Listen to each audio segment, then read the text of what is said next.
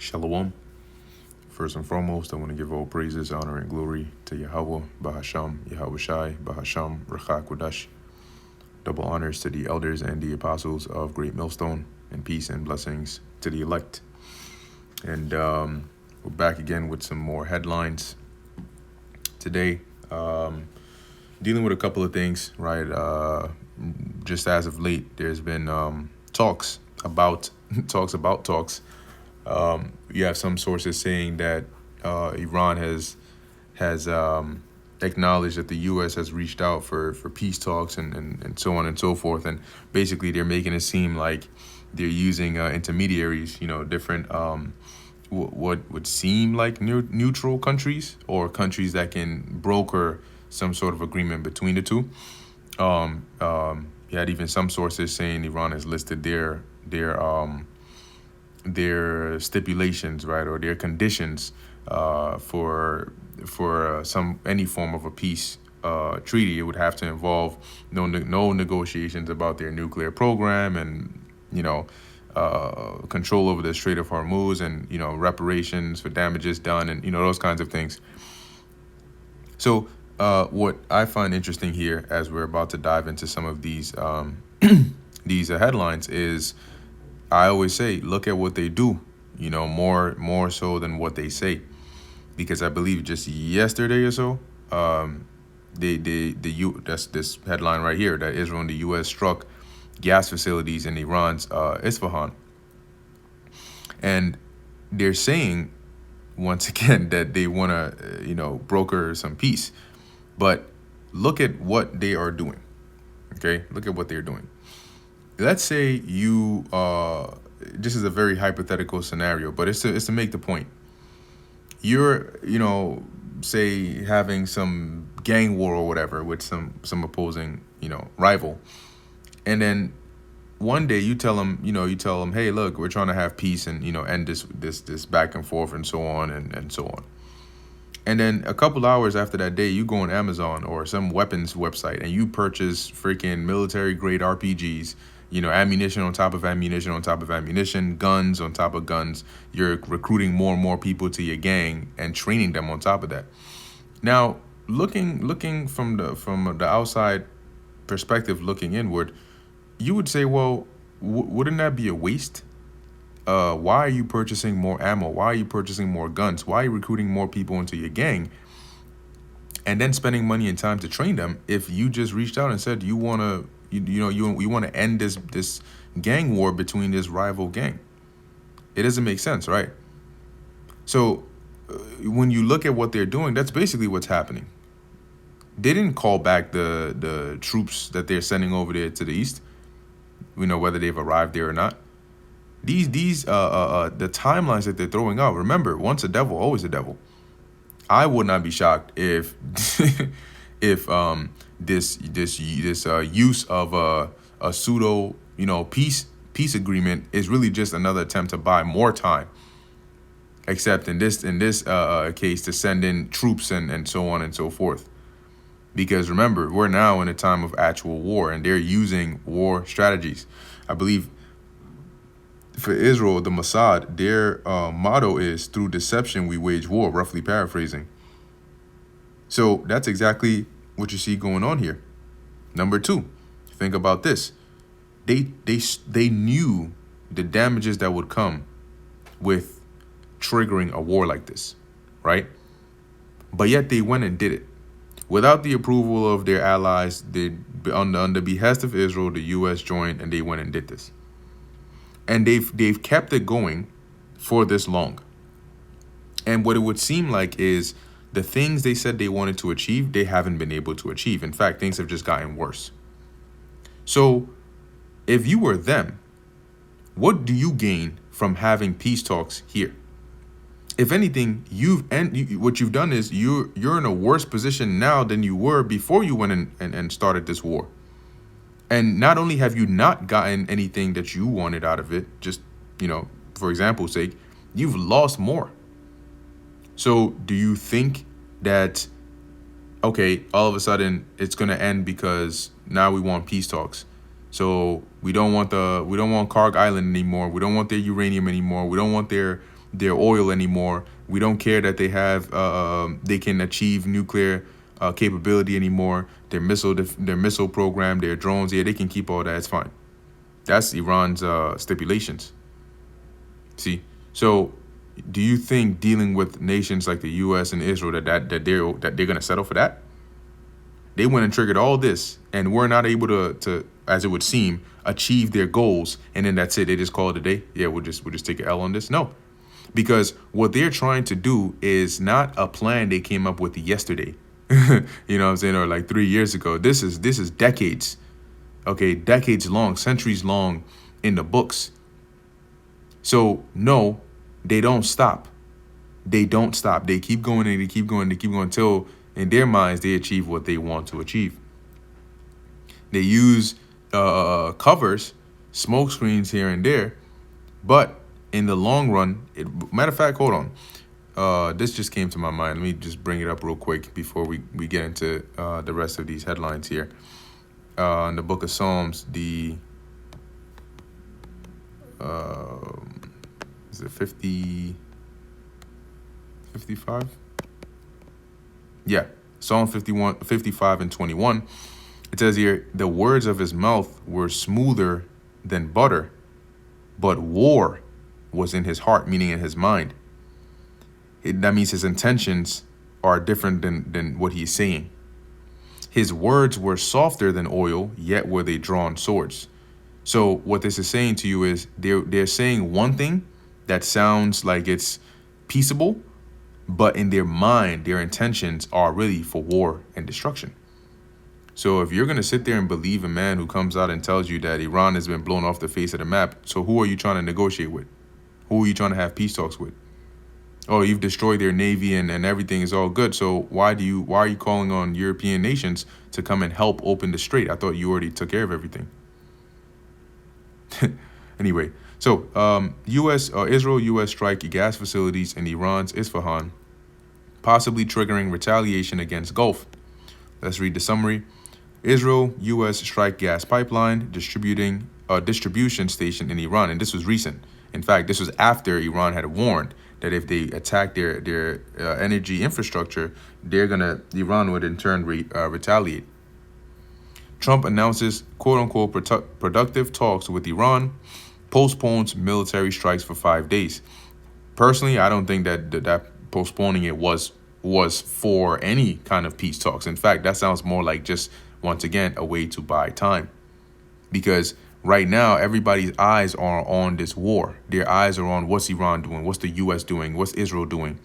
So, if you want even any small sliver of some form of element of surprise, regardless of how much hate and rage it's going to bring against you, they'll do it. So imagine what the world looks like now. Imagine how the rest of the countries of the world look at the U.S. if they turn around and say, okay, let's broker some deal with Iran, and then they repeat what they did before and say, yeah, psych, we're not doing that, and now we got troops in place, so we're gonna go ahead and do what we got to do. Just imagine these countries, Russia, Pakistan, and all these countries that are trying to be the middlemen. Imagine what they're gonna be like. Because Iran is already of the mindset that no, we can't trust these people. They've already showed us their true nature. We can't trust them. And then by some tiny sliver of a chance, they go ahead and say, if they're really serious this time, maybe we can broker something. And then boom, they turn around and do this. What do you think happens at that point? Iran foreign minister plus parliament speaker say no talks have happened after Trump said speaking with a top person in Iran. Says we'll just keep bombing if Iran talks fail. Trump says Hormuz will be jointly controlled. Russia and Pakistan step up as potential mediators, right? I just mentioned that earlier. Engage with Tehran. See what else we have on here. Israel is not seeing an imminent end to the war and plans to continue operations while avoiding energy assets, an Israeli official said. U.S. says Israel will be pleased. Now, they I heard somewhere, right, I saw a notification about it, how Israel, somebody from the Israeli cabinet came out and said that that Trump is going to end the war, and was it April 9th? Very interesting date to put out there. Anyway, next headline we have here: oil jumps after explosion and massive fire at one of the largest U.S. oil refineries. Now, I wonder if the article will tell us, exactly what the cause was, but let's take a look at this. We haven't sent any stand alerts out yet, but I'm asking people to stay tuned, because if this chemical is deemed to be toxic or carcinogenic, I guarantee or if they can't contain that explosion, then I guarantee we're going to order evacuation. Church would order evacuation, So, along with the mayor's consent, Mayor Moses. yes, sir. So, with your experience, how long typically does it take to contain something like this? Sweetheart, it depends on what type of chemical. If you have to bring outside sources to help contain, most of the refineries have a fire department that know how to handle these type of incidents, but sometimes you have to bring outside sources in. So I can't give you that. I can't even give you an educated guess on how long. But to try and get it confined is one thing, contain and then extinguish is another. Mm-hmm. So that's what you have going on. Now, this happened, I believe, yesterday or so. An explosion and large plumes of smoke at the Valero Refinery in Port Arthur prompted officials to order West Side residents to shelter in place, according to 12 News Now. A fire broke out at a diesel hydro treater, with the unit suffering severe damage. According to people familiar with the incident, the fire was near the plant's fluid catalytic cracker, and part of the refinery has been shut down. According to the people who said a decision hasn't yet been made whether to shut the entire plant, which you already know that's going to be an explanation as to why oil prices are jumping up, because an oil refinery is used to, when you have the crude oil, or like the raw oil, the one you get from digging and getting from the earth, you can't just use that. It has to be refined before you can then use it for fuel and other its other uses that it has. So those are very important. A few minor injuries were reported, according to people familiar. A Valero spokesperson said all personnel have been accounted for. Local officials have shut 2 nearby state highways as a precaution, the spokesperson said. Now, it's kind of interesting, right? Because all these years, right? All these years, they say the past couple of years and so on, things like this haven't, they happen every so often, but it's just the timing of something like this happening, as you have oil and energy being the sort of like the main crisis at the time. And then on top of that, out of nowhere, one of the largest U.S. oil refineries is now, partly out of commission because of this. That's pretty interesting. Now, once again, I wonder, let me see if they'll say anything more here. Because the guy did say in the video about, if it's toxic, then that's an even, that's a whole nother situation that needs to be dealt with in terms of evacuating and likely ultimately closing down the plant for however long they need to, or the facility. So let's take a look at this video here. Footage reportedly shows the effect of a large explosion at the Valero oil refinery in Port Arthur.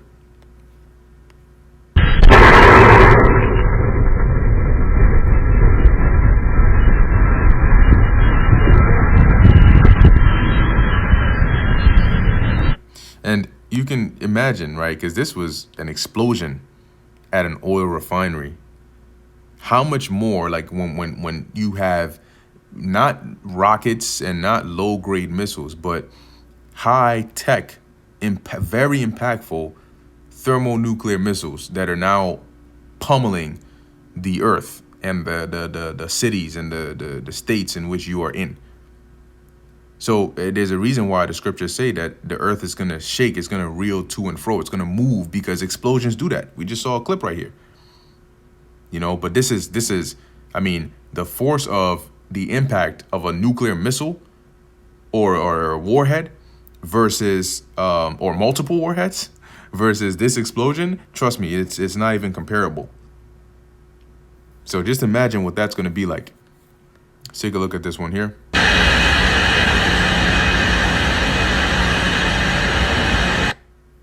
Okay, pretty short video, just showing what's going on over there. And most of these are, in like fashion. So it says here, aerial footage shows the massive fire at the Valero Refinery in Port Arthur, Texas, following an explosion. IRGC affiliated accounts claim sabotage.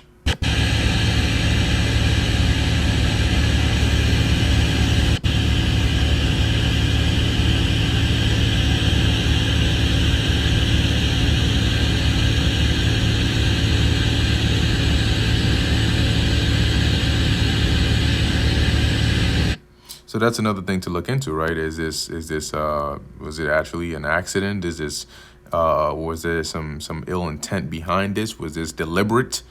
What is it? And I'm sure, at some point they'll come out with a more well put together explanation that they'll push anyway. So you have this going on, and you can expect it to have ripple effects as well, because once again, oil and energy is looking pretty hard to come by nowadays. And on the heels of that, we have here the International Energy Agency pushing rationing. Now, what I find interesting about this article is this part right here. What the International Energy Agency is advising. Okay, so let's take a look at this. The International Energy Agency in Paris has released a new and urgent document that it wishes all nations with energy struggles to adopt. Keep that in mind, okay? The website even maintains a spreadsheet updated daily to celebrate the countries that are following its plan for controlling energy use. Okay, so it says here, inspired by the manner in which governments were able to control communication and people during the vid crisis, the IEA advises the following: work from home where possible. You read that right. We are back to languishing at home and consuming entertainment through laptops. Some governments, Indonesia, Vietnam, Pakistan, Philippines, have already adopted this policy loosely, with new measures such as 4-day work weeks. IEA comments displaces oil use from commuting, particularly where jobs are suitable for remote work. So now you're starting to see that, interestingly enough, you're saying that due to this energy crisis, to so-called help countries use less energy to be able to preserve more energy, since there's a crisis going on, you now need to implement some new measures. Well, all mainly forms of travel, for the most part, cars, buses, planes, all of these things, they use energy. So now you're starting to see, work from home. That can limit the amount of drivers on the road. That can limit the amount of gas that's being used. Reduce highway speed limits by at least 10 kilometers an hour. So now that means you're lowering how fast you can drive. Okay? It says here, that means lowering all speed limits by 6 to 7 miles per hour, or by 6 to 7 miles per hour, which is really nothing more than a method to create annoyance. The IEA says lower speeds reduce fuel use for passenger cars, vans, and trucks.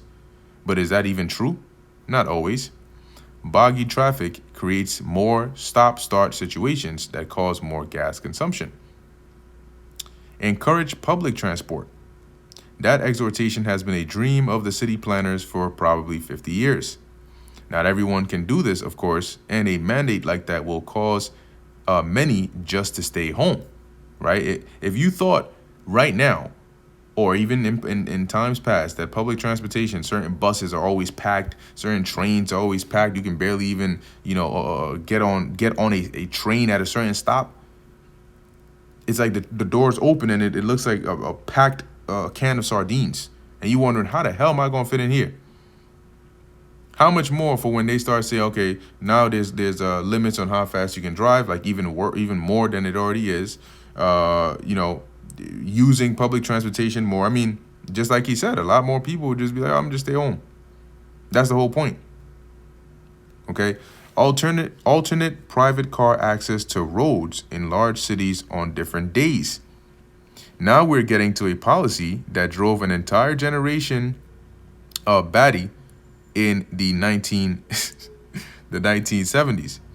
In those days, even/odd license plates were allowed access to gas, but this is more intense. Alternating access would require a massive policing effort, one that is without precedent, meaning we've never seen something like that before. IEA comments, number plate rotation schemes can reduce congestion and fuel-intensive driving. So, access to roads based on your license plate and alternating that. That's very interesting, and it's crazy because it's like, this doesn't sound like something you just come up with overnight. Oh, there's an energy crisis. Oh wow, you know what? I just had a bright idea. Let's do this, that, and the third. Let's list out 10 solid steps, to help with this this issue, this crisis that is going on. Increase car sharing and adopt efficient driving practices. Not going to read too much into that. Efficient driving for road commercial vehicles and delivery of goods. Divert LPG or liquefied petroleum gas use from transport. This is the planner's vision to preserve propane for essential needs. Avoid air travel where alternative options exist.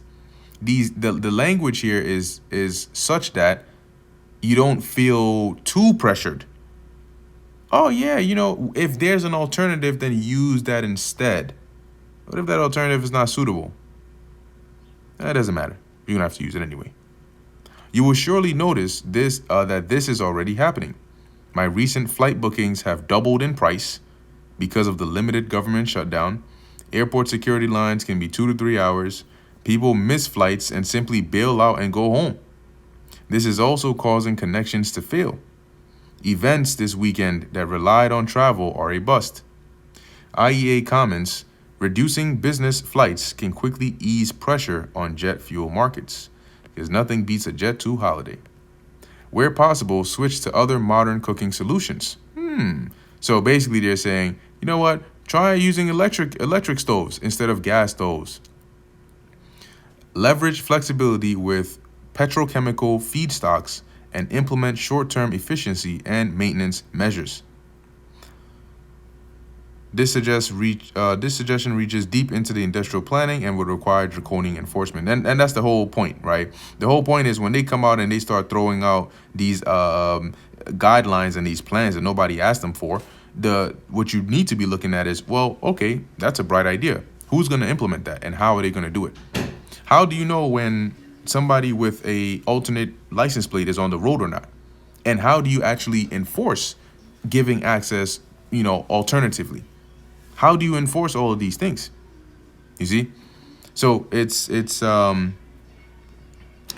an interesting time indeed. Yeah, I'm just going to read this last part here. It says, regardless, none of these measures being pushed today are going to ameliorate the problem. The only result will be to increase the control grid over your life. And that's exactly where they are going with it. Okay, so I have a few more here, just 2 more. This is also going back to the whole thing about trying to, broker some peace, right, between the West and Iran and so on. But here you have it. British Royal Navy will take the lead in forming an alliance to reopen the Strait of Hormuz. So how are they going to do that? Because they also said, I think it was Britain and also France, they're preparing, their forces for when the time is convenient to go and reopen the strait. All right, and here you have it. U.S. to order 3,082nd Airborne Soldiers to Mid-East. Tehran appoints Larijani's successor and cuts gas flows to Turkey. So now here's the question, right? This is according to Wall Street Journal or Fox reporting 3,000 elite Army airborne soldiers to be ordered to Middle East. To do what? Are you not trying to have peace? Or what are they going to do there? And are you just going to call them back? Let's say they came out next week. They say, oh yes, you know what? Now we've signed a peace deal, a peace treaty with Iran, and everything is good. The strait is open now. What are you going to do about those troops that you are sending over there? Or those plans to take over that island and the oil and the this and the that? How is that going to work? We know that ultimately, as we've said, you literally see this recurring pattern again and again and again. Oh yeah, it got intense. Oh look, they're trying to calm it down, and then it calmed down for a bit. Maybe it's a month, maybe it's 2 months, maybe it's a couple weeks, and then boom, it escalates again, and it's worse than it was before. The global world is not going to have peace until the ending of World War III, because that is biblical prophecy. It will come to pass, whether you believe in it or not, whether you care or not. Hey, you don't have to. Look outside. Look at the news. You'll see it for yourself. Back channel diplomacy versus skepticism. Abbas Arachi reportedly signaled openness to negotiations with the U.S. via envoy Steve Witkoff, but Israel has appeared cool on deal prospects or off-ramp. So let's keep our eyes open, right? And let's see how exactly this goes. Where does this lead to, right? Because we know that ultimately it's going to come back full circle, right back to prophecy. So this is Isaiah 42:9. Behold, the former things are come to pass, and new things do I declare. Before they spring forth, I tell you of them. So that's how we know all of these things before they happen, because the Lord has told us, all right, through the scriptures, what he is going to do. These things aren't happening by coincidence. He is orchestrating it. And he has told us what he is going to do, what is in his plan, what is his determination, which is to gather the nations. So they will be gathered. One way or another, they will be gathered. Okay? So I'm going to end it here. Lord willing, that was edifying and informative to the elect.